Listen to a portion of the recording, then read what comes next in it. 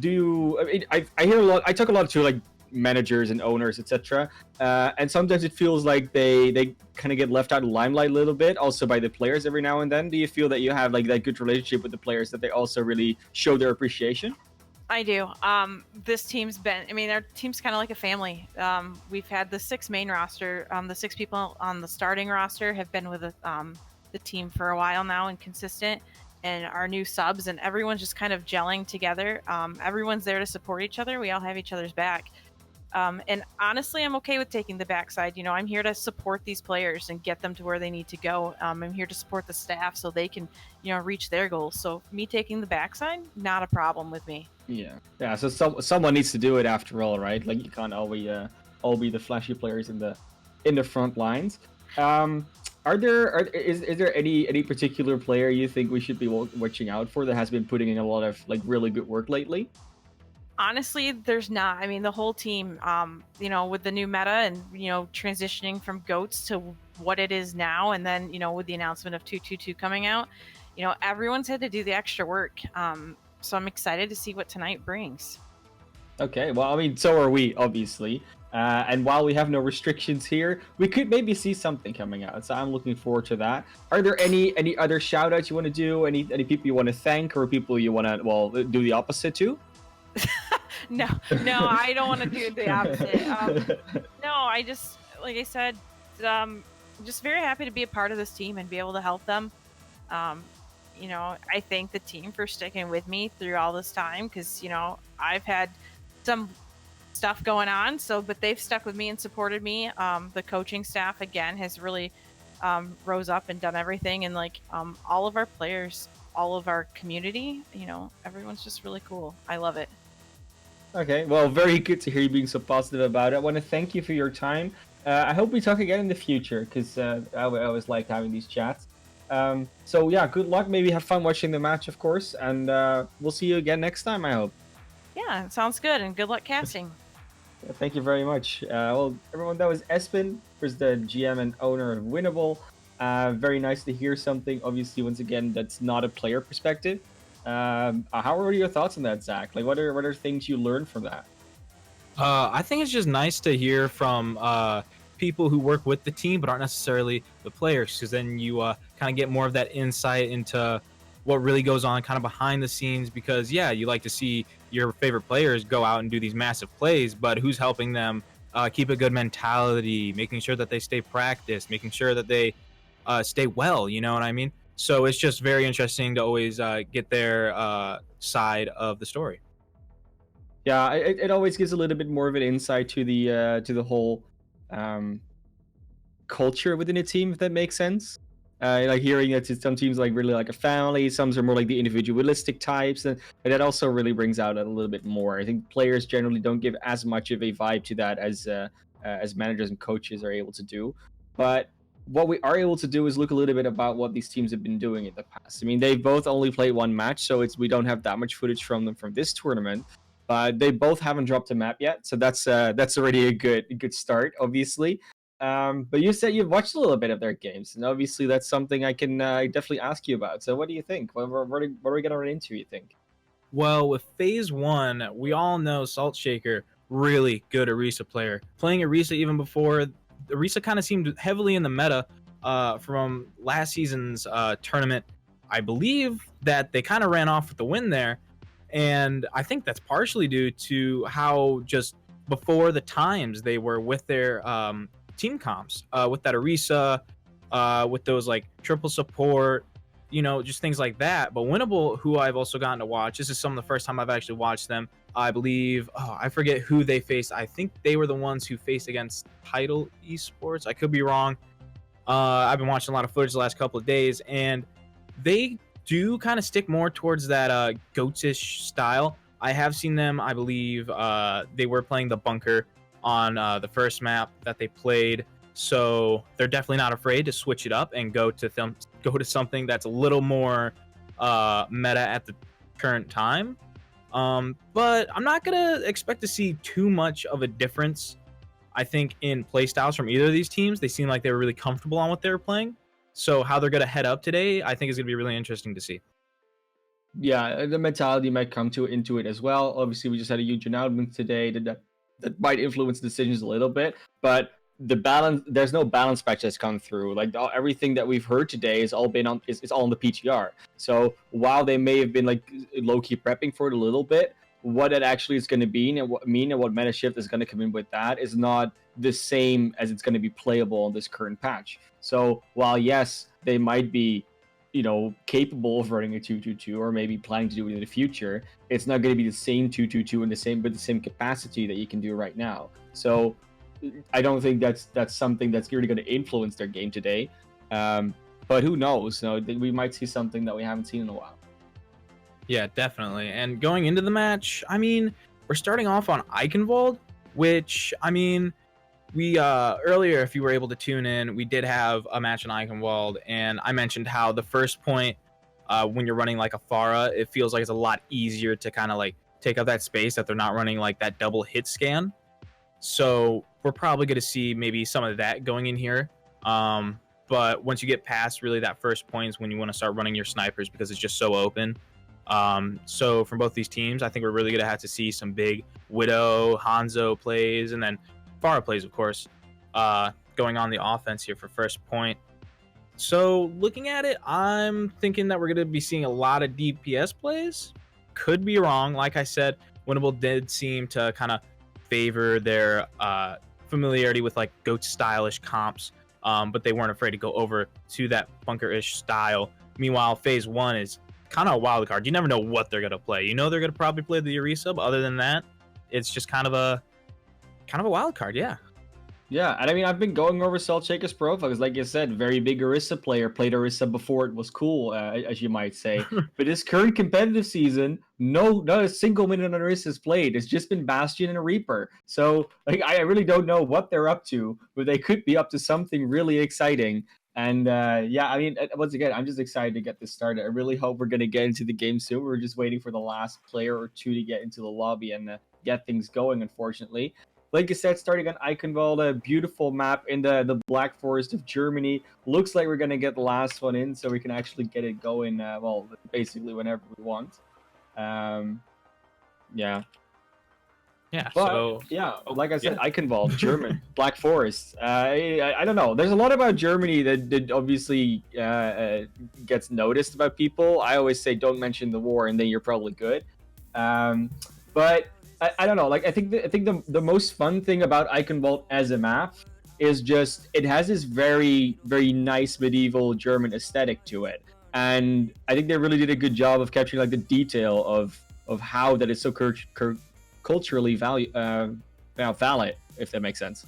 Yeah, I definitely understand what you mean there, and with how they kind of style the map to that German-esque medieval sort of look, it makes some points easier for the defense. Meanwhile, others offensively, it's going to be a little more difficult. On the last point, usually it's heavily defense favored, as it is with most maps. As it is with castles, right? That's how castles work. Heavy on the defense. That's what they're made for. But on that second point, when you're just first starting to move the car, it's super open. So I think that's kind of where it's the most 50-50. And then at the start, when you want to cap that point, it is a little more favored on that offensive side. But it does help considering you have so much to play around, whether it's that big tower in the middle, whether it's just up top in that little pubish sort of area. I don't think it's a pub actually, but you know what I mean, the little balcony up top above the point. And there's just a lot to kind of like go around and like take cover in case maybe you lose a shield, or maybe you're not playing with shields and you're just kind of playing around your specific covers that you have. But there's definitely a lot of space to move around still. There's a lot of flanking spots. So if you go over on the far left when you're attacking, you might be able to sneak up behind somebody and get a quick pick, and that's going to open it up for your team. Or as far, you can just fly straight up and are just able to rain your justice from above and hopefully get a pick that way. Yeah, I'm really interested to see if we might see someone do the old Eichenwald flank, going around basically going over the river on the side just to make it behind the enemy team towards their spawn almost. And then getting them from the back in that way. With a Sombra, it's obviously not necessary, but you sometimes see Pharahs, maybe even Doomfists do it. Because obviously it is like sort of an unexpected move at some point. Not many teams do it anymore because it takes so much time to set up and it's not really necessary. But I still like seeing it. When someone pulls it off, it always gets the surprise factor in the same way that Symmetra's teleporters do sometimes. So that's something that we might see, and I would be interested in seeing as well. Yeah, like when it doesn't work, it doesn't work. But when it does work, it works well, for sure. Yeah.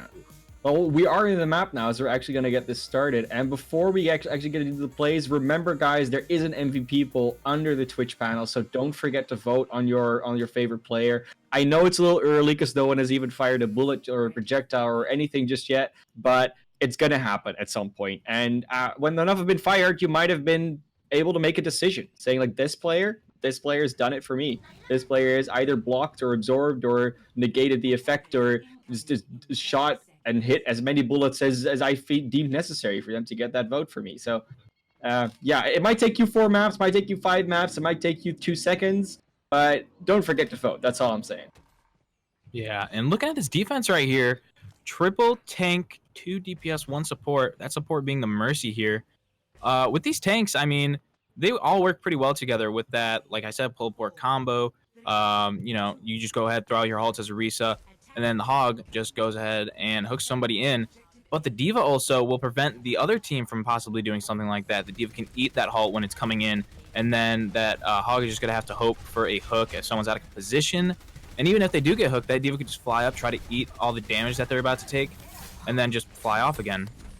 A very risky move going with the solo support Mercy for those 3 tanks, though, but they are pulling it off so far. No one dying yet. As I say that, though, Vulcan gets demeched by Organic's arrow shots. Nice wall to maybe split them off a little bit. It wasn't quite placed well enough. Vulcan will fall, and while Mercy could rest, she might just be occupied healing. Saltshaker falling on that classic Orisa, and the amplification matrix early is just... it's just overwhelming. It's just too much, and within a minute, they're going to take that first point. Yeah, and something I'd like to mention here is the fact that they are also running a solo support, and that solo support happens to be Baptiste. Now, I've been seeing this a lot more recently, and it seems to be really good for these bunker comps because everyone just kind of stays together in that one spot. So with the Baptiste, you can just right-click and you're healing everybody for a bunch. You're getting your ultimate really fast, and it's really no limit in a way. Only issue is when you start to get low, you have to press your left shift, which is on quite the cooldown. But Danto's that's a heavy first kill. Bowie going down, rushing cows as well. They're not going to do anything else for now. They're just going to back off a little bit. Romanov and Razor have made some switches, though. They're now on the Reaper and the Torbjorn, respectively. And we've seen Romanov on that Reaper before. It's a scary force to be reckoned with. So I'm interested to see what they're going to be able to pull out with that. Ooh, nice Blizzard. Immediately gets the kill on Romanov. Vulcan also going a little bit too deep. They got to get Saltshaker as well. I have to imagine. Just a Mei versus the Orisa who's being pocketed by the Mercy. The Mercy's gone now. Harry Huppa does go down here to Saltshaker. That's not the one you wanted to lose. But if it's just a Orisa behind, they can actually just stagger her out and wait for the next one because Saltshaker's not going to be able to do anything for his team behind them there. Yeah, and right now, that's not when you want to be out of position, unfortunately, getting caught back there. There's not much you can do when you get to that certain point. But right now, it looks like they're going to be without a main tank for a while. Looking at the fight going into it right now, there's a lot of ults on the side of Winnable, so this next fight is definitely just that for them, with not as many coming out from the side of Romanov. Phase 1. The tire coming out. This could be big. Ooh, and yeah, that gets able to pick up two. They got Vulcan after the Blizzard was thrown out, so there will not be that much follow-up. Romanov does get rezzed here, and they get momentum, but they need to get a little bit more if they want to make this attack worthwhile, and Romanov does manage to get forward. Bowie, meanwhile, falls to Saltshaker, so it is a relatively even fight in numbers. But with Saltshaker down, who's going to really hold the point back? Who's going to stop that card? Especially with that wall from Harry Happa and the Dragon to block it off. They might have been able to use the Dragon on the left because now there's going to be a Vulcan Mei on the cart there, just stalling out for a little bit. Will their team make it back? Razor is there, but will just get hooked out of the sky. Will not die straight away. Will not be able to contest the point. That's going to be the payload getting there. And there's a lot happening in those two sort of 2.5 fights, 1.5 fights. Yeah, and right now you're going to the last point, which I said, more defense favored. But right now, the ultimates, there's only 2 currently are able to be used right now, and they're both on the side of Winnable. So they could push up fairly far here, and with a large time bank, you definitely don't want them capping anytime soon. Romanov was trying to hide, but just to teleport out. Doesn't want to take that fight against the Amplification Matrix. There's going to be a lot of damage coming out. The shield's already down here from Bowie, and Russian Cows doesn't manage to get saved by that Immortality Field. They're going to go forward here, trying to go in with the Blizzard. They do freeze a few up, but the shield is just blocking all their follow-up damage until finally shield falls and Salt Shaker goes down. Romanov is around the corner, wants to just pressure him out with that Reaper, but now he's cornered off from his team. He had to go in. He's already used the Wraith form, and just the wall was able to deny the healing that was going to come in here for Bound Twist and Mudkip. So they're just going to push it in. Looks like this is going to happen. It's only Salt Shaker on the point right now. The Blizzard comes out from the defense, but there needs to be someone to get some kills here. Otherwise, the Blizzard is not going to have any effect. Romanov and Vulcan do get those, though. The Tire only gets an Immortality Field, so the numbers are kind of getting back here to the defensive favor, especially with that kill on Fort coming in. This looks okay here for the Divas. They might be able to hold off with all this respawn advantage. And you gotta think, could they have pushed it in here on the side of Winnable? Because it doesn't look winnable right now, this fight. Yeah, and I mean, that fight was very, very winnable favored. At the start of it, with that Blizzard able to take out Salt Shaker, and they got it fairly close. 0.41 meters, I think, is how far they were away there. So they pretty much capped the whole thing. The only difference is they're not going to be guaranteed that next round if they don't cap again. But, I mean, getting it that far is pretty much successful in itself. And the fact that they are still got so much time going into this, picking off Razor and Romanov, it's not looking good right now for the side. Romanov was so close to the Death Blossom as well. Like, he really needed to start getting something done there, but he just died before he could use it. Vulcan goes down after Salt Shaker and Mudkip have already fallen. It's going to be Razor trying to get back in, and Romanov from the right side, but the Death Blossom is not going to get anything if they're ready for it. So Winnable will get it one fight further. Maybe 30-40 seconds slower than they might have gotten it, but they still complete the map with plenty of time left. So good on them. Now they got to go on the defense, and that could be a nice effort for them. Yeah, and it was very, very impressive attack by the side of Winnable, actually. There was just so much healing going through, and they only really had a Baptiste. So that Baptiste was definitely getting the most valuable, or the most value I think they could. They were just able to heal everybody up because, like I said, everybody's playing so close quarters together because of that Orisa shield, and just being able to have that Baptiste ultimate, it just makes everything so much more powerful. Not only the damage, but the healing. And when you're running that solo support, you're going to want that. And going into those fights, you got to look back at them and think, okay, well, did they win with, like, just because of that Baptiste getting so much healing? You got to think, like, okay, was this Mei the issue? So I think right now, for the side of Phase 1, they're making sure that they have a solid attack because they're gonna really need to break through here. Capping all the way on Eichenwald with 2:37 left, that's pretty good. Like, that is definitely not something to scoff at. Yeah, it's really good.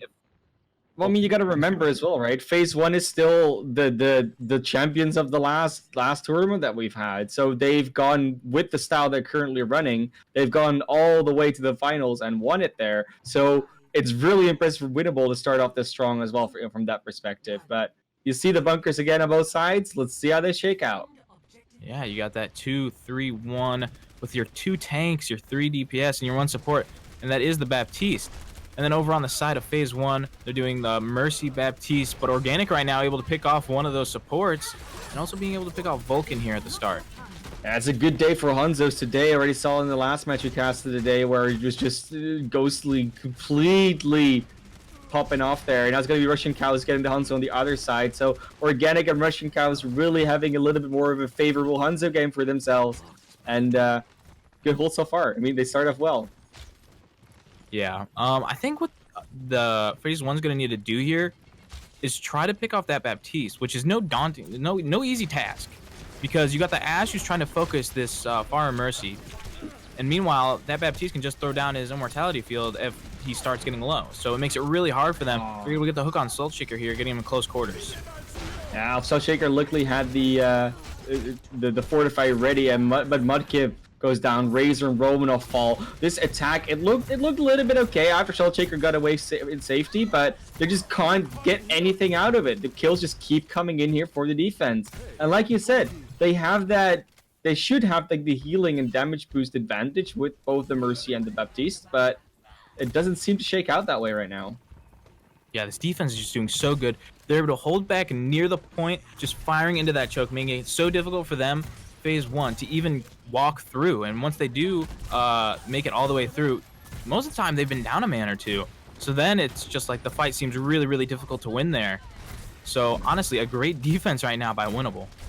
They have not been able to build as many ultimates as the attack has, though, and that is interesting to see. Vulcan will fall, but so will Ford, so there's not going to be a tire anytime soon.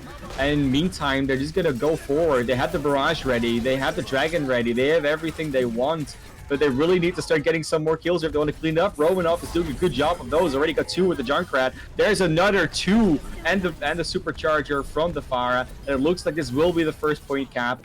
They just needed some ultimates. That was all they needed, right? Yeah, and when it really comes down to it, ultimates are such a big key winning factor in this game because they're always just so powerful. It doesn't matter who you're playing, their ultimate is their most powerful ability. That's why it's their ultimate.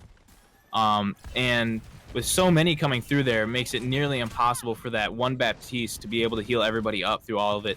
But Organic getting another pick onto the Pharah here. And they're just slowly making their way through. It's not too big of an issue, but what might be an issue is a tire here. Because these tires today have seemed pretty decent. So we'll see how this one turns out. Able to pick off both tires coming out at the same time, and I mean they took a very aggressive positioning here for phase 1. They wanted to go all the way set up on the bridge already, but they weren't there with enough people, so they just got caught out before the tires could even come out. Yes, they got to kill Harry Hapa, but they need a little bit more in order to get this attack going properly, and now they're getting to move through a choke, which is just being spammed from the high ground. Bob coming out. Oh, he's just being booped away. He's not going to be able to do that much. But the dragon might. Oh, no, they dodge it. They dodge it. The dragon is in safety. You know, he's holding your breath, hoping that maybe something dies so you can talk about it, but it's not the case, so we can do the opposite. Salt Shaker, under so much pressure, though, just gets spammed down by the Orisa, Rodok, Junkrat, and Hanzo, and the Ashe. Just all the damage coming in. They only need that Baptiste for healing, and even he can put this damage on.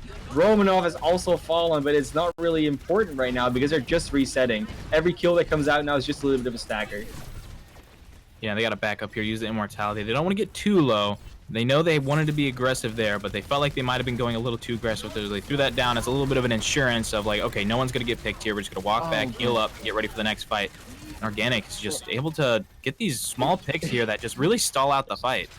And he went on the flank spawn, the spawn flank, so you have that little wall here on top of the high ground platform where you can just jump over as Hanzo or as Genji just climb over and then shoot at their spawn from that platform, but wow, there's a dragon. It splits them up a little bit, but we'll actually get some kills. They do get the kill onto Bowie and Organic out of that. Those are big picks. Vulcan falls on the other side, but it's not really going to be enough, I feel.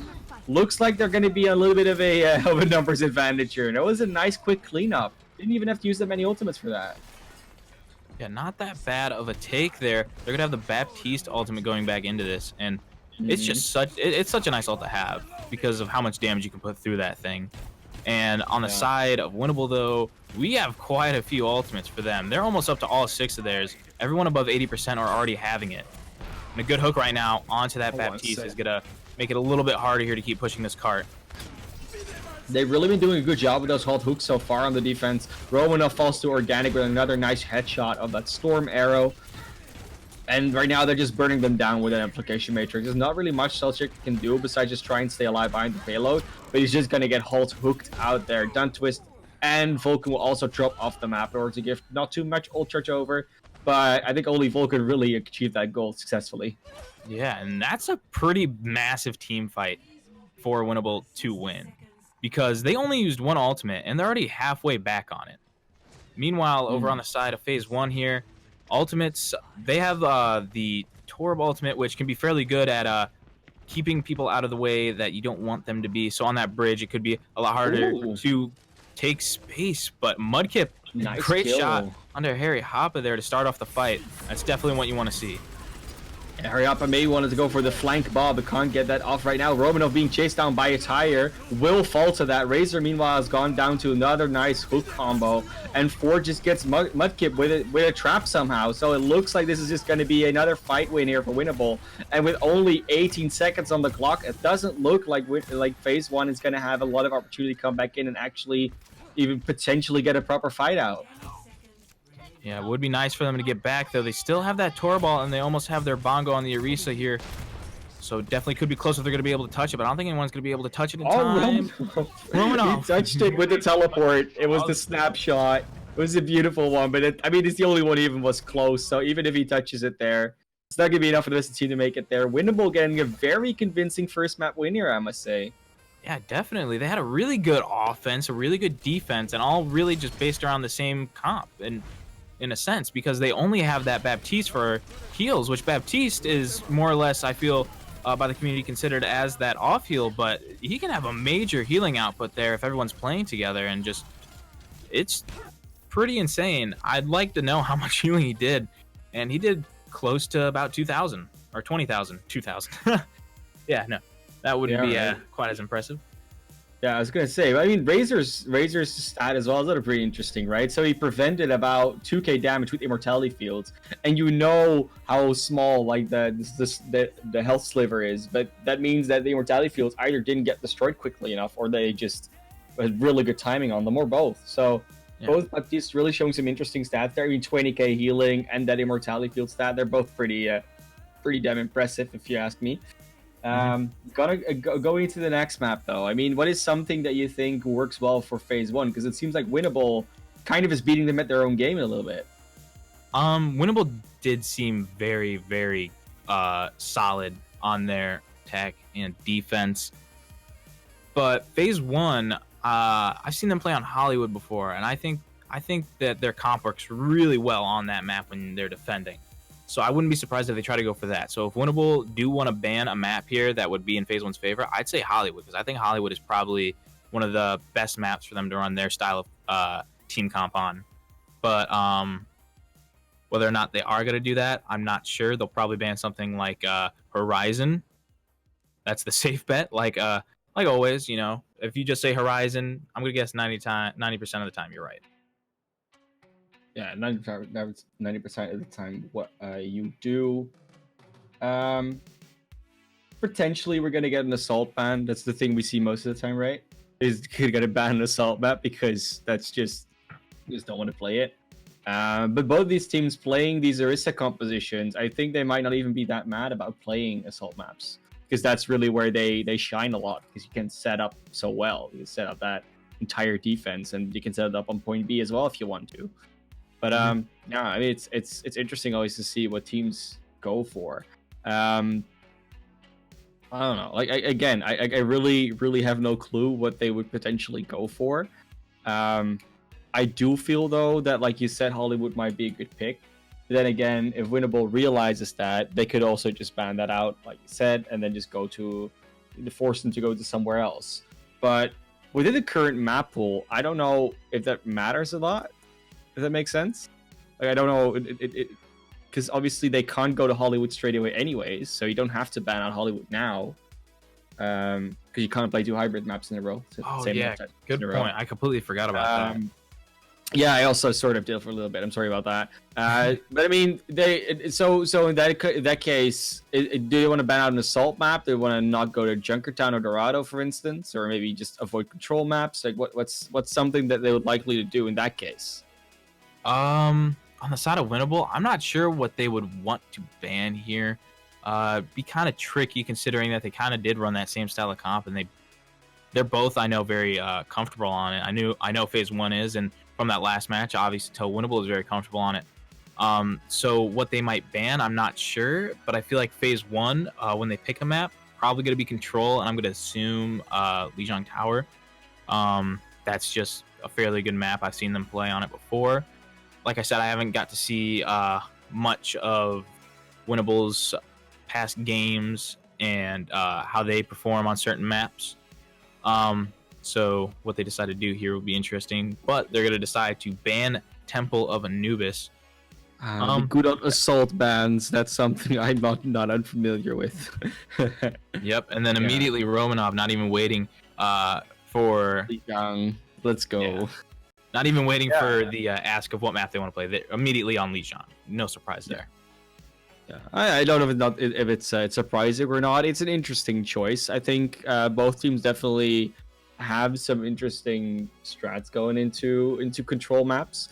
And go Lijiang over Ilios or Oasis is an interesting decision. I think Lijiang lends itself most to Orisa compositions in most situations. I think Oasis and Ilios have a little bit too much of the other variety potentials. I think Lijiang might just be that one where you can run it on most of the parts.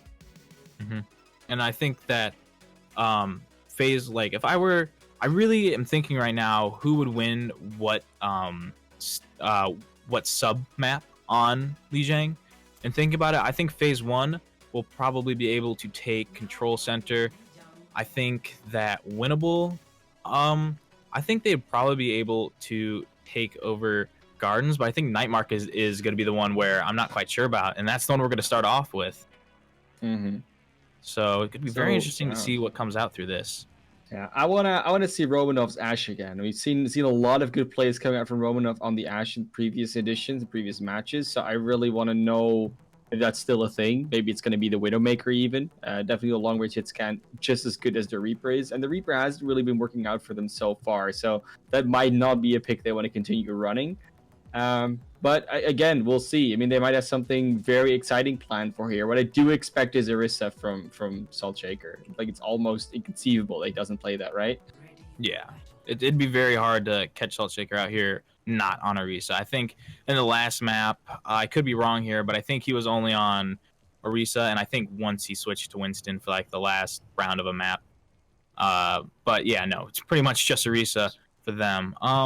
Looking at the team comps right now, seeing again that very similar Just Baptiste on the side of Winnable, which worked out fairly well. So I mean, if it's not broke, don't fix it. And then we are seeing that kind of May Torb Reaper style again coming out from phase 1. They have the double support. Harry Hoppa able to pick up Razor right at the start of the map though. Opening it up. I mean, it's the Torbjorn. It's not the. I mean, it does a lot of damage, but it's not the biggest disaster to lose straight away. Not as big as Salt Shaker, for instance, is. But Dan Twist falling, Falcon, and Salt Shaker as well. They're just flowing over them with damage somehow, and they don't seem to receive any of their own. Like, how is this happening? You know, I think it's just when you get that one pick, it just makes it so much harder with this specific team comp, because since it's, this isn't a mirror. But they have the both style. They both have the same style of how they want to play. You know what I mean? So when you go into it, it's like really hard to make up that difference of one whole player. Especially the Torb, because he can throw down his Torb turret, and it kind of acts as like a whole nother. I wouldn't say a whole nother character, but it's another damage source, and it's something you have to worry about. But right now, phase 1 just deciding, all right, let's just run straight over here to the point. Yeah, I gotta go over the cliff in order to get a better entry point and to not be denied their entrance, really. It's only gonna be Vulcan taken out of the mech and probably released of their life soon. But Razor soon to follow. They're just trying to stay alive on this cliff. But Av says Fortify will end. Ooh, he gets Russian cows up the cliff. It's actually a pretty good pick, but then falls himself as organic, and that is a little bit of a shame. Could have been maybe something, that numbers advantage. But Harry Hoppa is just waiting for that Widow, for those Widow shots. Got another halfway through the next infra sites. It's getting scary here. Yeah, looking at it right now, ults are fairly even. So going into this next fight here, I think will decide the pace of the match. If this next fight is won by Winnable, I think it's going to be very hard for phase 1 to try to make a comeback. But that's a great pick to try to start it off. It's such a heavy target, just get down straight away. Razor gets Harry Hoppa somehow as the Torbjorn. The tire does come in, but he doesn't really have a target to go on. Finally, he's going to try and get Romanov, but he gets taken out before he gets to anyone. Romanov with the flick shot of the shotguns, and Bowie the last one to fall. They just take away that fight, and just a lot of damage. The damage was, this time they let the damage flow over the other team, and that's really what they wanted to do, I feel. Yeah, now that they have the point, they can kind of keep more around the space. Looks like they're just going to like to stay on the point, not really push up too far. I assume that is probably because they don't feel safe going around too much with both of these snipers, and they just want to keep a good everybody together behind the shield sort of play style right now, because Harry Hoppa has just been putting in so much damage, able to get a few picks here and there. And right now we see Romanov just hiding behind that pillar there, waiting for them to come through. Oh, the Transcendence timing of Mudkip just denying all the amplified damage from the amplification matrix.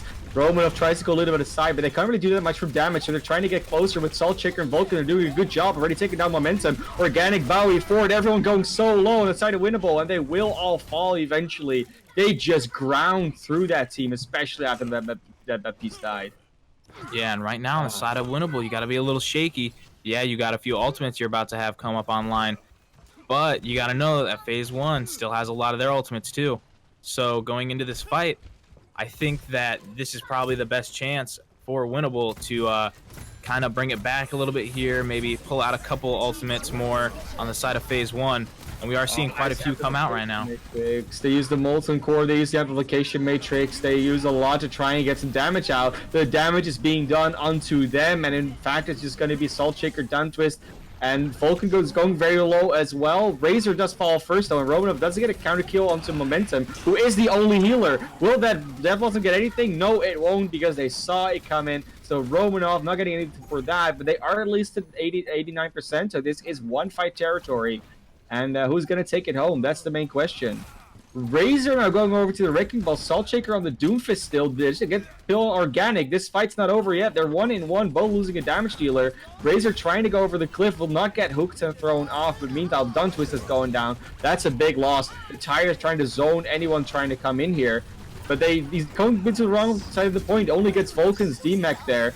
And the Blizzard, I think that's the one that's really gonna lock things up. But Russian Cows just throws everyone out of that with the whole hog. Does get 2 kills with it. All these ultimates, they're not really working in tandem, sort of against each other, but they still get the job done because it's just an overwhelming force.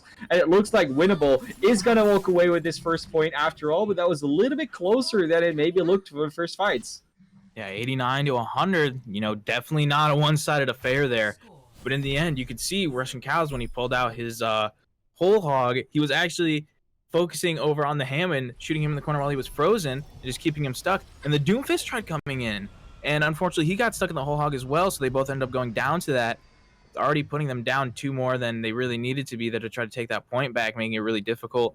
And now going into Gardens here, we're seeing the double tank finally coming out from the side of Phase 1 with the Winston Orisa, which is a little bit of a different pick. And then on the side of Winnable, yeah, they're just gonna stick to their bread and butter. Yeah, I mean they should really. It's been working, so why change it? Harry Hapa been great menace on that Widowmaker for those early picks, but is not really in position right now yet to take some shots. Is now finally trying to crouch over the side while they the rest of his team tries to go through the white room. But Romanov and the turret really zoning out that Widowmaker on the flank. The hook does come out onto Mudkip, so that's the first one to fall. But the point control right now is in the favor of Phase 1. Harry Hapa, though, has finally gotten the flank off.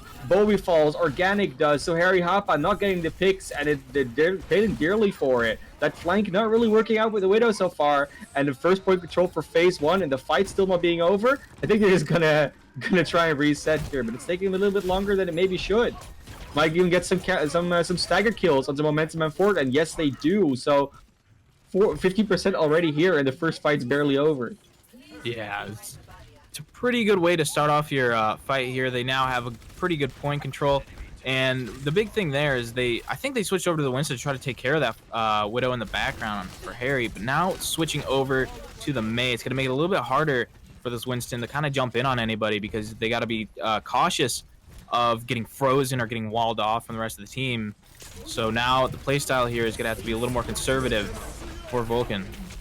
Yeah, the turret is in a good position, and Organic is trying to throw some arrows in from the side, but is not really getting any value from that. The Immortality Field and the healing from Baptiste really showing up there, really just making sure no one dies to anything. The deals 2 sales take a lot of damage. You need to be careful that they don't just get picked off somehow, but the one-shots aren't really there so far, so it's all going to be for this Tire with the Dragon. Will anyone fall to this? It looks like they're just going to run away from the point. Romanov is the only one to finally go down to a Tire. It's been a while, and now he's going to come back in with the sound barrier. Damage ults are out already for Winnable, so now they're just going to get overrun with their own damage ults, especially that Molten Core is already on the backline. There's nowhere they should run, there's nowhere to hide unless you want to touch the floor, and the floor is lava. Russian Cows goes down with Momentum and Bowie, and that fight will finally come to an end. And with 82 to 83%, it's going to be so hard for Winnable to do anything because they've got nothing in the tank left. Yeah, and that was a really good Torb ultimate there. Throwing it over in the back there, they didn't want to push up. Winnable didn't want to push up. They wanted to sit back and try to get a pick. But because of that Torb ultimate, they couldn't sit back there. They had to walk forward. And unfortunately, that made it exactly the way FaZe 1 wanted it to. And I think they're about to cap it without even having any contesting. So 100-0 on the second point. Gardens, which I thought was going to be more favored towards Winnable, actually was a lot more favored towards FaZe 1. So I don't know what's going to happen with Control Center then. I don't know. Yeah, it could go either way, right? I mean, we saw it coming out there for Winnable, where they tried to do the they tried to do the hit Widow again, and that early counter, the early positioning advantage, really working out there for FaZe 1, just making sure that Widow can't do anything. And that double main tank might just be what's going to get them this map, because they're going to go out with Vulcan and Salt Shaker once again, but this time it's going to be the Reinhardt. Everything else staying the same on the other side. They're also not changing anything up from what they just ran. Harry Hapa on the Mei still, and this is the Mei point. Yeah, this is definitely the Mei point. There's just such good areas to get the walls off here when you're near the point. You can put it pretty much anywhere, and someone will probably get, taken away from their team and kind of be on the solo train for a couple of seconds here. No wall shenanigans just yet, but Organic does get the kill on the Mudkip. Once again, early to fall. It was the same in the last map, but that didn't really seem to phase FaZe 1 out. So now they're going to try and do this damage from the side. Harry Hapa and Ford are with those spam characters of Mei and Junkrat, but Vulcan is just swinging the hammer, got bubbled, now frozen and taken out by Harry Hapa because he didn't see that coming. Romanov and Salt Shaker down, tanks are gone, it's just done twist on the point. I don't think that Baptiste is really gonna survive for long. Oh, Razor's still there. It's on the Mei.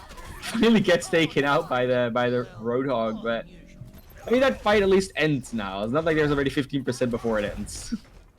Yeah, going into this next fight, both Baptistes are going to have their amplification matrix. Ooh. And it's going to be interesting to see how much damage can get output here by both of the teams. Of course, you got to feel like it'll be a little bit easier for the damage output to happen over here on the side of Winnable because they have those DPS characters. But if you put a fire strike into that amplification matrix, so Vulcan throws one through, you can insta-kill like half the team. It's triple projectile, but Ford just goes down because they just zoned him out. Meanwhile, Organic gets frozen up and killed by Razor, so 2 of those damage ultimates and damage dealers already gone. And meanwhile, Momentum just gets taken out. Nothing used from either team here, I think. So, Dun Twist used the application matrix and Momentum as well. But just seems that it's going to be a better trade for FaZe 1, and they're going to go up in their own percentage now. Yeah, now they're going to push up all the way over here to make it a little bit harder for them to come through. And at the start of that fight there, Dan Twist got a really good pick off. I believe it was onto Ford. But Ford right now is going to go ahead and go throw in his tire.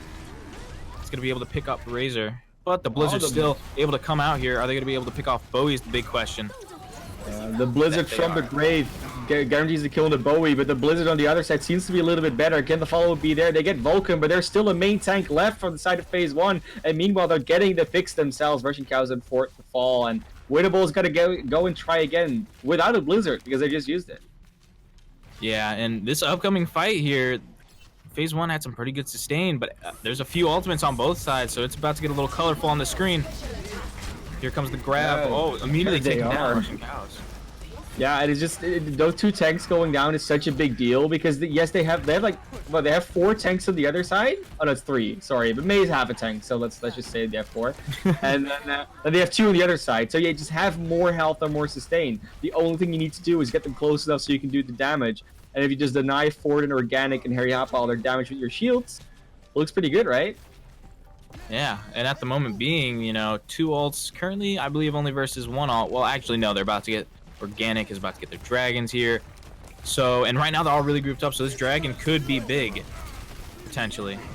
Yeah, and Organic throws it out from the side, splitting up the team here properly, actually gets Dun Twist with that one. So both Baptistes down, both Immortality Fields down, both Application Matrix down. This is going to be a very interesting fight, but it looks like it's still going to be FaZe 1 coming out on top here. Take down Organic, Russian Cows, and 4 to end it off. And with 10% left to go, I don't think they can contest. They need something really quick. So Momentum is trying to go outside with a Lucio. I think he'll make it, but that means he won't be there to actually try and get back in, and it's just the Mei. Oh, it's just the Lucio. Yeah, it's gonna be really hard to take this point. Time's ticking down. They're switching over some stall characters, but Romanov has Graviton here. Gonna let you use it over on Harry and Organic. Yeah, I was gonna say the tire might have gone something, but he's not gonna get anything with that because the Immortality Field was out. Romanov just the grab just ends it all, really. I mean, they had some chances to come in. They actually had the entire roster there, I think. But they were ready. Phase 1 was just ready, and they get the 1-1. It's an even series right now, and it's always good to see. Not a one-sided affair here tonight. Yeah, both these teams previously not either of them dropping a map. Now both of them have dropped their first map so far in this tournament. To each other, of course, and Dan Twist with the Baptiste play of the game here, very impressive. These Baptistes both putting in so much work right now. All the healing and just making sure that everyone stays up with the invincibility shield. It's just really good by both of them. They're really putting in work right now. Yeah, phase 1-1, winnable 1. 1 + 1 is 2. That's quick maps. But we're gonna go into map 3. Obviously, we're gonna go back to the board, saying like, you know what? If you don't want to play a map, this is your chance to ban it. Temple of Anubis is still out. Obviously, we've seen Lijiang, we've seen Eichenwald. We can't go to control maps, so that means the options are getting a little bit more limited. But there's still plenty of maps left. We still have both escort maps. We have 2 assault maps. We still have 2 hybrid maps. So there's 6 maps to choose from, 1 to be banned, and I'm really curious to see which one they're going to go with, because this time it is possible to go to Hollywood. And phase 1, if they want to go there, they're obviously not going to ban it out. So what would they ban? I think if phase 1 were to ban a map, they'd want to ban one that is kind of like Eichenwald. So maybe with the same sort of style. Man, it's such a tough maybe one. Dorado? Is Dorado maybe a good one? Dorado? With that high ground in the middle, etc. And then it has that opening choke. It has a lot of high ground, which they weren't really able to play around with. So that could be one. Yeah, definitely. But they're probably going to go for Horizon. Yeah, Okay. they're going to go for Horizon. I mean, it's the same deal, right? It also has like high ground you have to deal with at some point, especially on that first point. So I get not wanting to play Horizon. It's also a lot of teams just haven't been playing it a lot lately because it just doesn't come up that often. Most people ban it out. So I get that. It's just you don't want to deal with that. That's fine. Let's see, because now Winnable has to select a map, and while they're selecting a map, you get to still select your MVPs on Twitch. Underneath the stream, there's a panel. If you're in full screen, you have to go out of full screen to see it, but you can vote for your favorite player or the player you think has done best right now, the most valued player, obviously. You can also wait for a little bit because there's still more maps to come, obviously, at least 2 more. And it looks like we're going to go to Junkertown, so that's definitely a place where plays can be made. And looking forward to that one. Also, while you're clicking on the MVP thing, even if you come from DLive, don't forget to hit that follow button. Maybe even hit a subscribe or donation button. That's up to you, but we appreciate it nonetheless. We already appreciate you watching, to be honest. Right, Zach? Always, yeah. You gotta love people coming into the streams, watching some great players do some great plays. You know what I mean? In this tier 3 scene, you have players that are not too far off from going into Overwatch contenders. And there has been teams in the Overwatch League where they have picked up people straight from tier 3. So they always want to make sure they're playing at the top of their game, because this may be a game that maybe someone's watching that might hook them up with an academy team over in the contenders, or who knows, maybe someone's watching from the Overwatch League. Who knows, So you always want to play to your A game. And it looks like phase 1's going to elect to take defense first. Usually what you see, you don't see many teams go with the offense first. Whether that's purely because they like to let the other team set the tone, or whether that's just because they want to kind of give more of that surprise with the defense. Yeah, or sometimes it's also you want to know what you have to do on attack, because that can really decide on what you run for your own attack. So I often feel that the way how far you have to get on the map can really decide what type of comp you run. It used to be, for instance, on 2CP maps that you even saw Overwatch League teams do it. If they only had to cap the first third or just the first point in general, they would often go to those DPS comps, because it doesn't matter how long you take to cap it as long as you cap it. And that was usually the problem with the DPS comps. It took too long, and that was just how that went this time around. But you know what? That's just a look into what most teams did at that point, so you can just know what your attack comp can just get you where you need to go. Let's just see what they're going to do on the defense and offense on both of these teams, because phase 1's going to start on defense here, like you said. I don't know. I think we're going to see more Orisa. I don't think that's a hard guess to make, but maybe you have some different insights, Zach. Maybe you have something for me that I can think about and oh yeah, that could be something. Well, I can't say anything other than Orisa's going to come through. Orisa's definitely going to come through. If Orisa Yeah. doesn't come through, then I'll probably win the lottery in the next couple of days. Will it be more You know. Reaper from Romanov? You know, on this first point, I think it's possible because you have the smaller the bridge where you can hide underneath in that mega room, and once they get the card over there, you can kind of hold it from there. That's where in like competitive games I've suggested people to hold once they start pushing up pretty far, like a hold over at the corner near the longer bridge, the first bridge. And then once they start getting a lot of pressure, then you might want to move back over to the underside with the mega in it, so you can just kind of contest the card, but not really have to be too what's the word? Too aggressive. You can kind of just sit back and just kind of wait for them to come to you. And on the defense right now, we're gonna be seeing a quad tank. Yeah, it's not going to be Romanov on the Reaper. It's going to be Romanov on the Zarya. And quad tank with the... I mean, tanks really work for them on control center, so maybe that's the thought. It's like, oh, they just can't deal with tanks as much damage as they have. Tanks just have more sustain. That might be the thing. A lot of people have been talking about the sustain of tanks. Yeah, and looking at where they're holding right now, I mean, they're gonna get ready to take the fight to them as soon as they get out of here. Forget being on the defense. They are currently about to take the offensive here.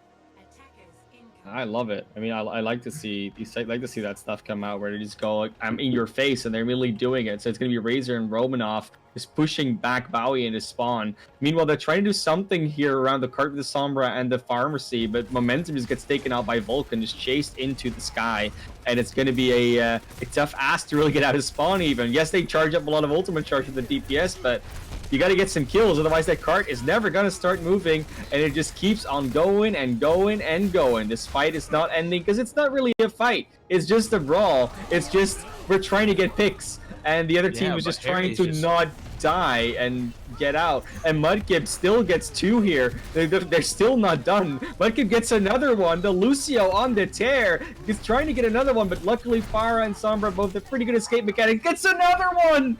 Mudkip, what are you doing? What is this DPS Lucio? That's something I haven't seen in ages. I don't know. That's a good play, I gotta say.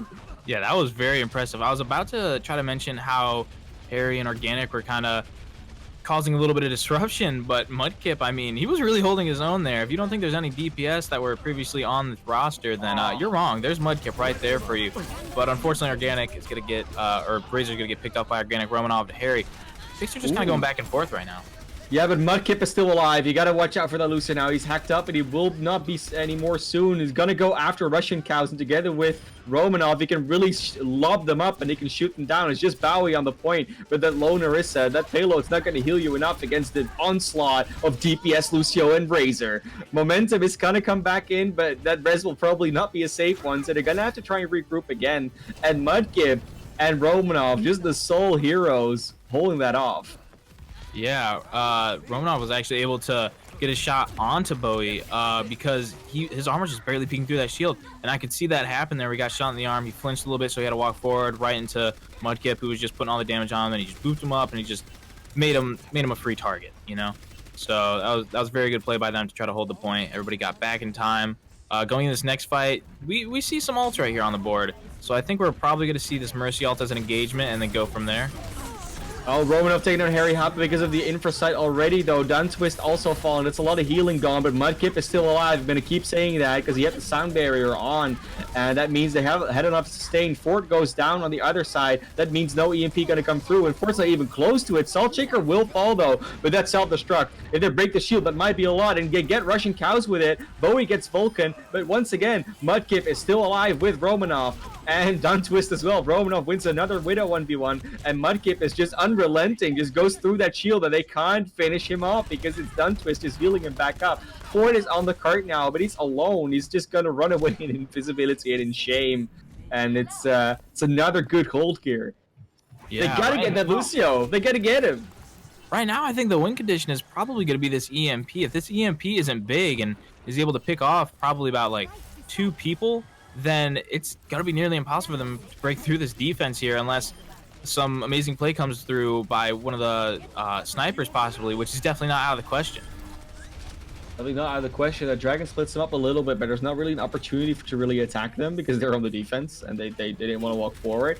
Salt Shaker, nice behind the box on the corner. They put both him and Bowie put down the shield at the same time, so they're gonna have the same opportunity to shoot it down. But Vulcan is already spy checking. They get Mudkip though. Mudkip is down, but so is Harry Hapa. And who's gonna win this now? Because without Mudkip, this is a very new fight territory. Romanov is still there though, gets a lot. The EMP does deny everything they had. It was the immortality field, the supercharger. It's all gone. Oh, with that one Q-bond, but Romanov doesn't need to be hacked in order, or doesn't need to be unhacked in order to get those shots out. Gets another one organic, and it's still not over. Mudkip comes back in, dies straight away again. That's not the one you want to have gone, and now Romanov is gone as well. Now it needs to be on the shoulders of other players on the side of phase 1, and it doesn't look like it's gonna happen. Saltshaker's now back on the Reaper somehow, and in overtime it looks like they're finally gonna get it on the Winnable side, but that took them so long. Razor even getting that consolation kill on the Harry Hapa just as the last nail in the coffin, but 2.5 minutes, they're still gonna get a chance for B.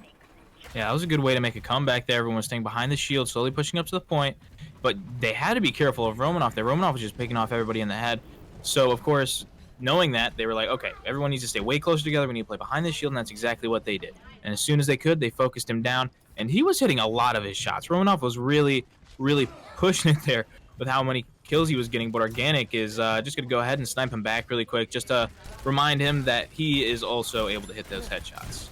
Yeah, and Romanov's not in the Widow right now, so it's a little bit unfair, obviously, at range, but might switch back, maybe goes to an edge or something. No, they are back on the Torbjorn Reaper style that they've been running so far, and that might prove very interesting, but Duntwist just gets pulled away from his immortality field. Vulcan eats the dragon, so a little bit, maybe that's a little bit of a consolation trade you're making there, but Romanov falling. Looks like this is just going to be an uncontested pull-through. They're standing on the card a little bit. They need some kills if they want to defend this. Ford will fall, so that's a good pick, but Razor just walks into the mines of Ford. They do get Bowie for it, and it looks like they might be able to hold on to this, but it's a very sloppy fight, and it looks like it's just going to be a res on the Bowie underneath the Hail Mary of that Transcendence, and that just means they can keep on running. There's the Amplification Matrix, a lot of healing, a lot of extra damage. They take down Momentum, they take down Russian Cows. The supports are now gone for the attack, and so is their main tank. Harry Hapa stands in the payload in despair, says, you know what, I know I'm going to die. How long is it going to take me? Come on. And there he goes. It's funny, they tried staggering him there, which normally you only really get to see with the Baby Divas, but they did attempt to try to stagger him, and they did for a little bit there. And what really got them that point was how much damage they were really able to put through there with not only the Amplification Matrix, but also that Bongo just giving so much damage through, and they had just recently used their Zen ult, so they couldn't really prevent any of it, so they kind of just had to take it all to the face and just hope that it wouldn't kill them, and unfortunately for them, that's exactly what it did. It killed them. Going into this next fight, though, I mean, you're probably going to see this Dragon come through, maybe get a pick, but not quite. Oh, that Blizzard could be good. Saltshaker's in the middle of it, and doesn't have the... Yeah, so both Saltshaker and Duntwist really fall into that. He couldn't get out of that Blizzard, unfortunately for them. Romanov is still there, but doesn't get the Death Blossom even... It doesn't even get a charge. Mudkip also falling. Looks like they're going to get point B, but once again, it is going to be in overtime. So even though they're not managing to stop them before the points hit, they're getting them so close. They're getting this under so much pressure. This last point looks very unattainable here for Winnable. Yeah, with only a minute and a half, with really not too many ults at the current moment to work with. Meanwhile, on the side of phase 1, they do have a couple things in their back pocket right now. They're about to have their Death Blossom. They have their Self-Destruct, which they're going to go ahead and throw out. And a really good pull from Saltshaker to try to keep everybody in there. Actually manages to get Organic because of it. Yeah, and Organic being down is a lot of damage gone for them as well. I mean, they still have Ford, but Harry Hapa will also fall. They have such a good hold. This is such a choke point of the map that if you only have 50 seconds, what are you going to break through with? They're really tired to coming up big, I think, in the Dragon Blizzard maybe. Yeah, I mean, looking at the Blizzard, that's kind of what made it for him. Able to get it on this last point here was that Blizzard keeping a few people frozen, just able to easily pick them off. But right now we're seeing a lot of things come out right now, and it happens to be a little bit more on the side of Winnable. It's all the damage, also the attack, and they just put themselves in this little corner against that wall. The attacker's getting all the kills they need, but once again, it's stalled out so hard, and they're not even able to finish it off just yet. There goes Razor as the last one. But 15 seconds left here, and they still have to go through the entirety of the last point without any ultimates besides the supercharger coming up. This looks really good for the defense to hold it up here. Yeah, now is the defense's time to take this map. Don't let them cap it all the way. They got plenty of ultimates, and they got the right ones to do it. They have the Torb ultimate to try to keep them off the point. They got the Bongo to make everybody a little bit stronger. And I think they just have the staying power on the point right now. Mudkip denies the high ground for the Zenyatta as he's already on the ground. The multi-core comes out all over the card. Romanov drops in the back, gets a double with that Death Blossom. Vulcan and Duntwist chiming in. This looks like it's going to be a cleanup on aisle 3, and it's just over. That's the attack from Winnable. And while they did get quite far, it took them a lot of effort. Yeah, they were always capping it in overtime, which really, it doesn't really matter when you cap it, as long as you can cap it. And they were able to cap 2 points and made it like halfway on the final. So they had a very good offensive push here. So phase 1 is really going to have to pull out all the stops to kind of be able to get through there. Possibly they want to go with the triple sniper. Of course, no one's really played that yet. But like I said previously, the triple sniper is just super, super powerful. Like, it is so much potential to do so much damage. You can break the shield with the Hanzo. You can stay super far back with the Widow. And the Ashe can put in so much damage with that Dynamite to get the Bob quickly. And it could just be really, really hard to kind of get through because of how far back they are. So you might have to switch to like a divey comp. But it doesn't look like they might go with that quite yet, depending on what Ford goes here. It's going to be very interesting to see what they decide to do. Okay, they're going to go with Baptiste. I've seen Romanov mostly on the Reaper and the Widow tonight, but I remember there being a very strong Ashe coming out of Romanov as well. I still hope we're going to see it tonight. I keep bringing it up. I'm sorry, guys, but I don't know. It's just I like seeing a good Ashe sometimes. So not going to be the case right now. But what is that Reaper about? Like, what is that doing? How is Romanov making that work? With the Reaper, I think what really helps it work is when you can just stay in those kind of closer quarters areas, like on the second point when there is that little mega room right near the end of it.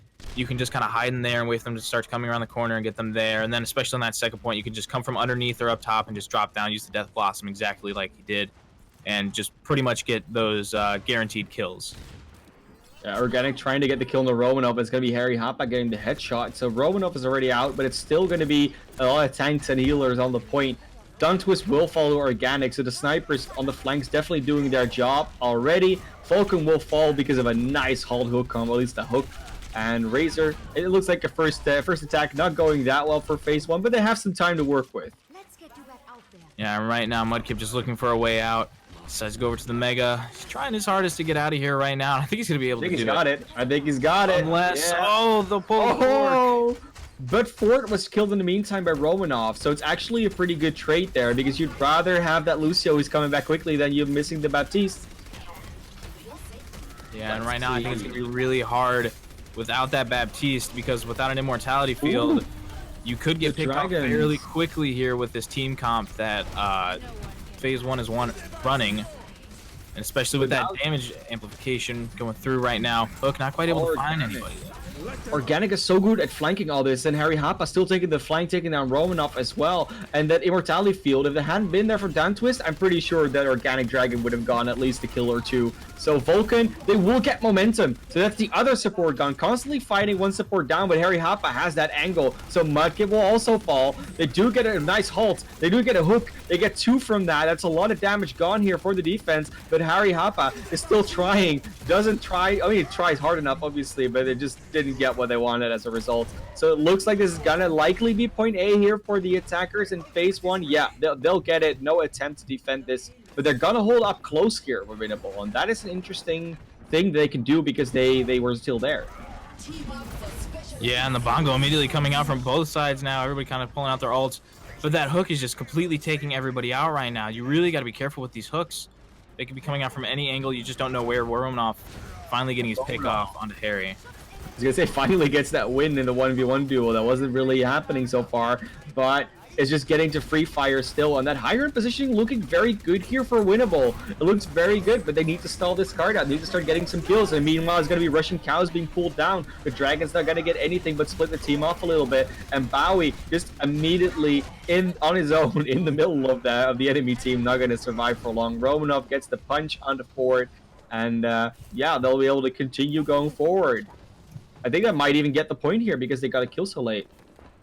Yeah, and with this team comp they're using, I mean, it's working out very, very well. They can easily do the pull forward combo, and Romanov able to actually pick somebody off right as they were coming out of spawn, or right as they were setting up, ready to engage. So that's a pretty big pick. Good way to start it off there.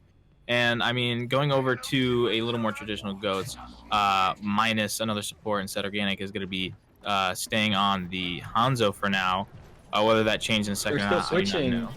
They're still switching, and the card is just making so much space. I mean, it's only like 33 meters away. They really got to make some moves here. It's going to be Roanoke back on the Reaper, like you said, and they're going to try and challenge that with Organic and Momentum, but they need to get them off this high ground somehow.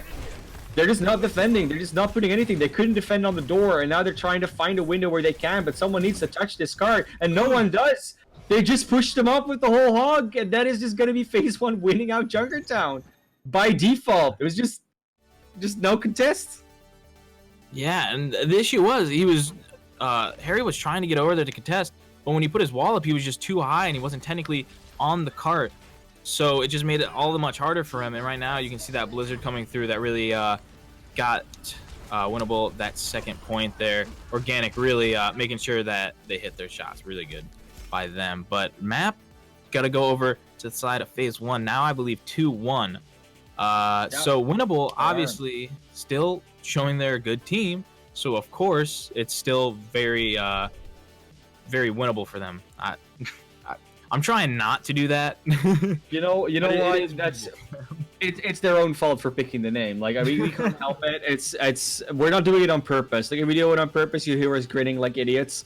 And then you know we did it on purpose, but this time we really didn't. It's gonna be map 4 coming in here, and will we get a map 5? That's now the question, because we are on a 2-1 for phase 1.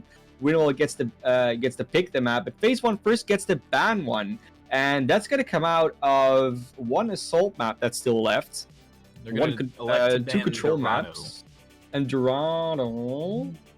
And then Winnable is going to decide to go with Hollywood. Straight away Hollywood. Like, Dorado ban, going to go to Hollywood. Yeah, that's an interesting choice. Because you were under the opinion that phase 1 was going to win Hollywood if they ever went there. I did, because I have seen them play on Hollywood, and they're very good.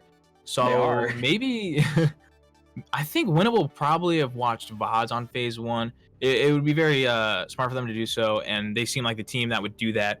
So going into it, they probably know how they usually set up here on Hollywood, playing in that cafe area with the Ash and the Torb, Baptiste, Arisa, all them.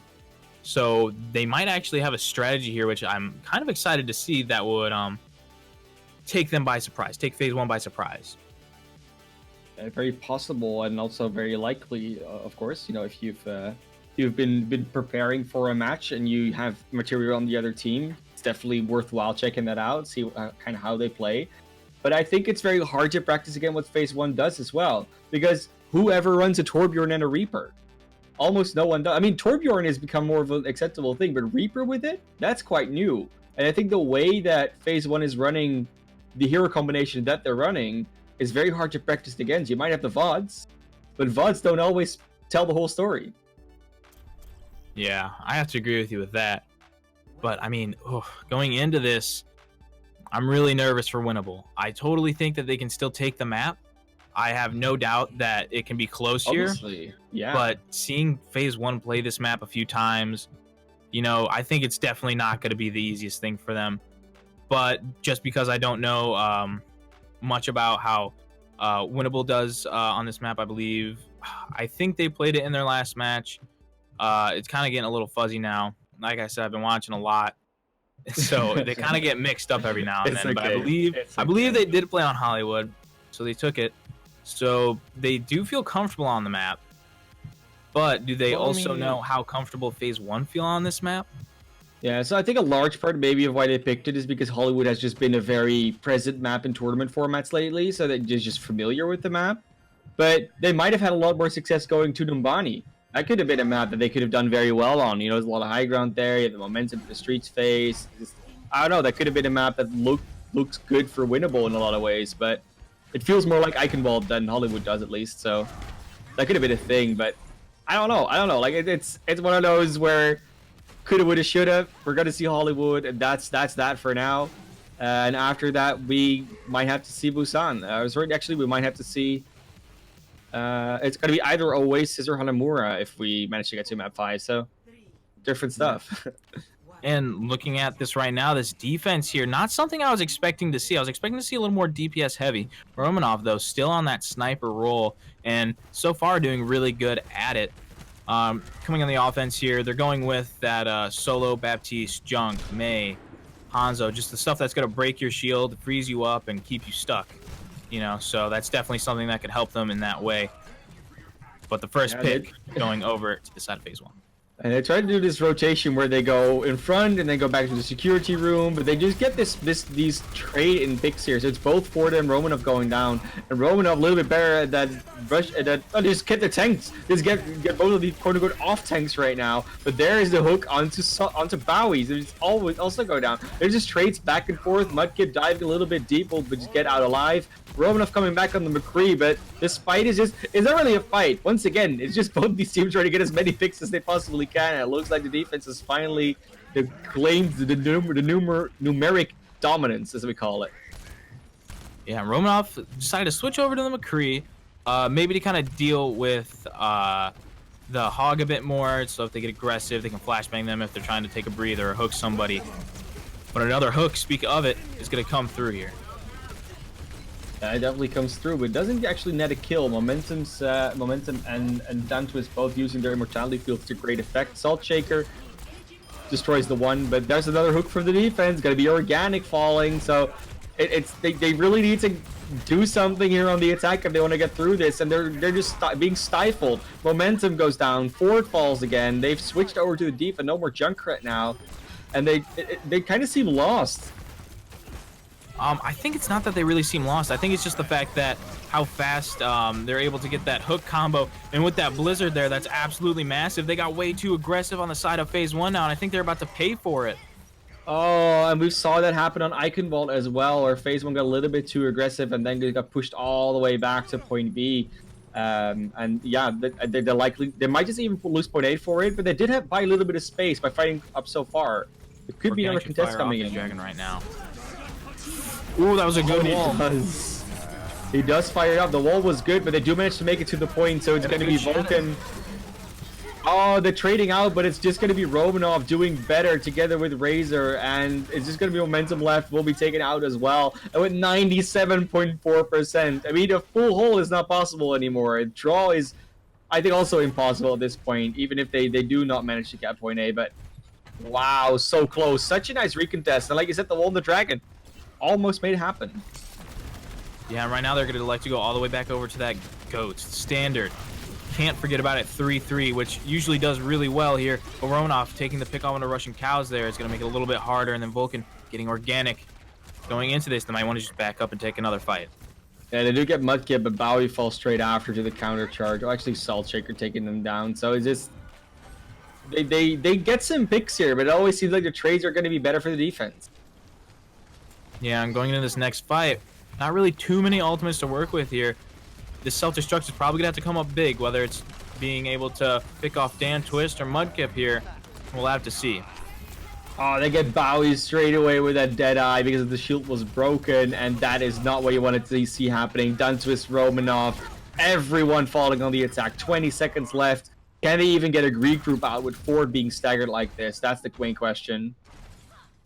With 15 seconds, I imagine they're going to have to try to send in momentum to try to touch that point last second. But it's going to be really hard with Romanov and Razor trying to stop him. Made it. Point, but he makes it all the way back over to the point. Momentum does. Yeah.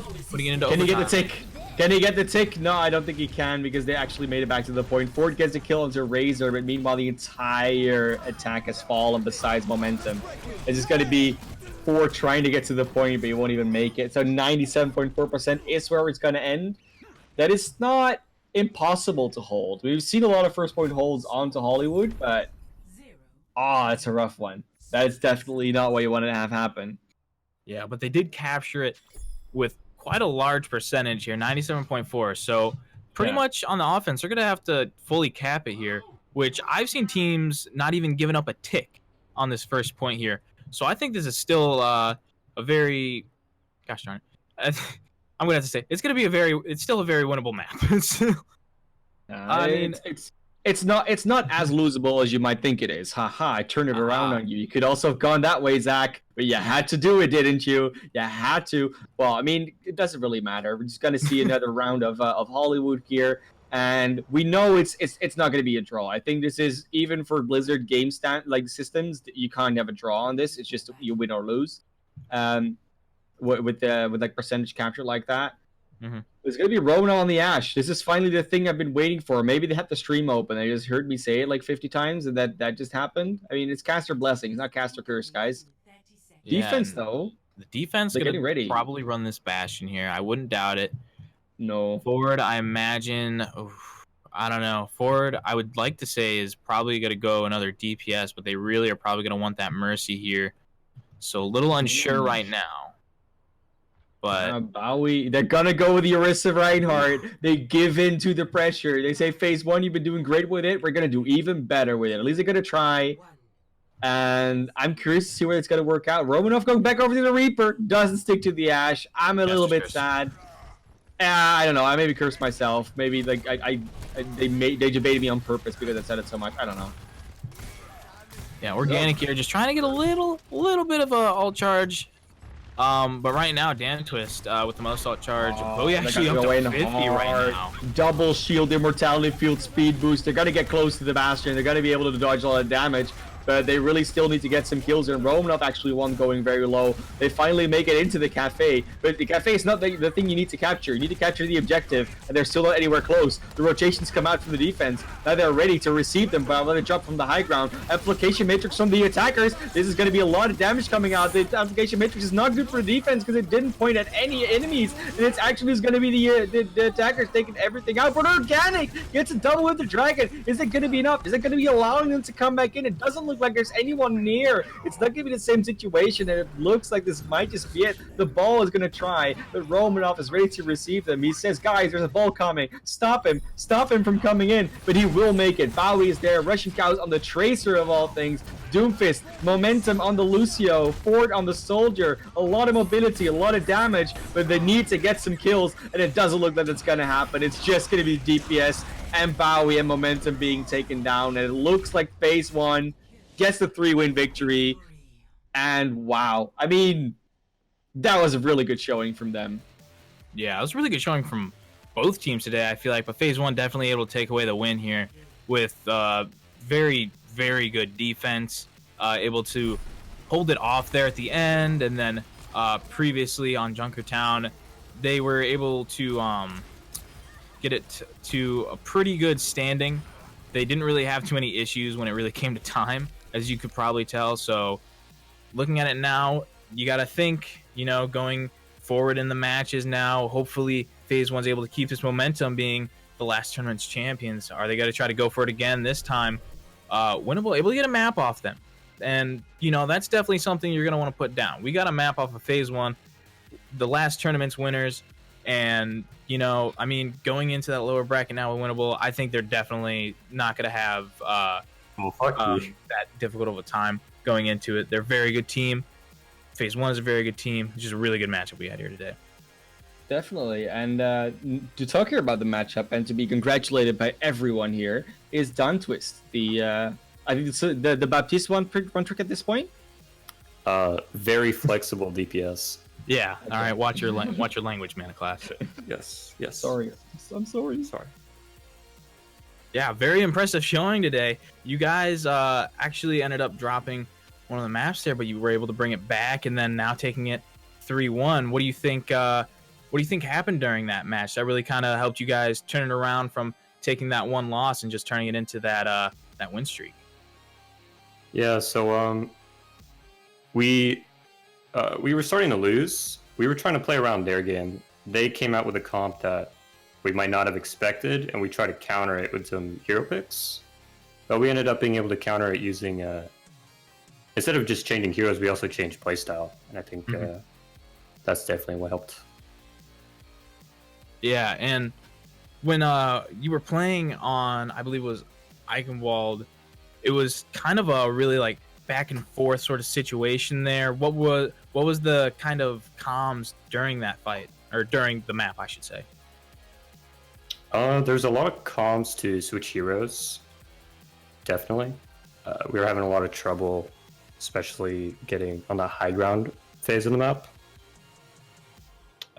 So a lot of calls to, change heroes. We got to counter them. We're losing really hard. But I think after Eichenwald, we got that reset, that mental reset. Yeah. And then we were good.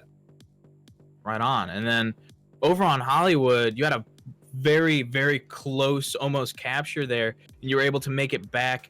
That took, I'm sure, a lot of focus out of everybody, and it was probably a little bit of a breath of relief when the round was finally over and they didn't quite 100% cap it.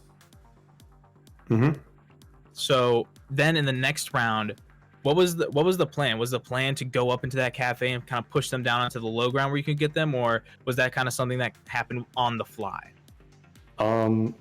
We came out and we expected them. We did not expect to bash in. Salt Shaker made the call to just do what he said, just rotate high ground, push him off, see where we can go. Yeah. And you guys weren't really playing too much into that Hog Orisa combo in the beginning, but at the end there you guys started doing it and it was looking really, really good. Do you think that maybe you guys wanted to do that sooner, or is that kind of something that you didn't really want to pull out quite yet, or what was the idea behind that one? A lot of the hero picks are just whatever, players are feeling, and Razor was just having a good day on Hog. So yeah, I'd have to agree with you on that one. A lot of really good hooks coming in from your teammate there. So when you play Baptiste, is there like a certain positioning that the Baptiste is going to want versus if you were playing some other type of support? It's kind of hard to say. Obviously, you want to go through like the support positioning checklist. Like, am I going to get pull hooked where I'm standing? Am I in a sniper sideline where I'm standing? Can I see my team where I'm standing? Like, it's hard to just say what to do, but I kind of go through a list in my head. Yeah. If I'm standing in a corner and I can't see someone, say I can only see 4 out of 6 people on my team, it's probably easier for me to just move over somewhere smarter. Yeah, just to make sure you get that whole visual range. Yeah, so congratulations on your match. Are you going to be looking back at this match a lot and thinking like, okay, what could we have done differently, or what can we kind of take away from this match into our following matches, or? We might. It'll be a good watch. Yeah. But hey, you know what? Thank you for coming in, man. Yeah. If you want to just say hello to anybody, do a shout out to a friend or something like that, go ahead. Shout out to Salt Shaker. His Rhine is nasty. All right, fair enough, man. Thanks for coming in. Thanks. All right, and now we wait on the viewer MVP. If you haven't voted for that, hurry up and get your vote in. We're coming down to the wire here, and it's going to be a close one, I feel like. We saw a lot of good players today, but Definitely what did. it's going to end up being, I mean, we had a little bit of a while before we get that announcement. But before that happens, while you wait, while you do anything else, if you've already voted and just want the audio commentary because there's no games going on, hop over to omnicoach.gg. Make sure you get that discount code Star Esports in to get the 10% off your video package. We love them. They're our proud partner sponsors, whatever you want to call them. And yeah, we really like working with them, and I know they make really good stuff. So if you want to improve in Overwatch, that's definitely the way to go. Especially if you might want to explore a role that you haven't done before, which you might want to actually explore in the near future with a role on. It's definitely a case, and that opens up whole new learning processes for everyone, doesn't it? Yeah, it does. And speaking of learning things, we're about to learn who tonight's MVP was, and tonight, your viewer MVP was in fact Momentum from the side of Winnable. So close. I mean, I think I saw at some point that Mudkip, for instance, was like 1 vote behind him. I was like, oh, maybe the DPS Lucio that pulled it back on Junkertown will get it, but it's got to be Momentum showing up good in that support play though. Yeah, and I love seeing the fact that the 2 players that were kind of going up in the MVP poll were both supports, and especially the ones that definitely were showing up and putting in that hard work. So yeah, a great showing tonight. Tomorrow I believe we have another match at around 9 p.m. EST, so don't forget to check in for that one. That'll be really enjoyable. I believe we are both casting that again tomorrow. Hey, it's if we are, I'm gonna be happy about it. I think we are, and tomorrow it should be a rescheduled match, so not one we had originally planned, but one we'd love to do anyways. No, I think it might actually be Aptics versus Citizens. You know what? We'll see tomorrow, and we'll see you guys tomorrow. Don't forget to tune in, and it's gonna be a good one. So have a good night for now. Don't forget to hit those follow buttons, the subscribe buttons if you want to, and yeah, once again, see you around. Have a good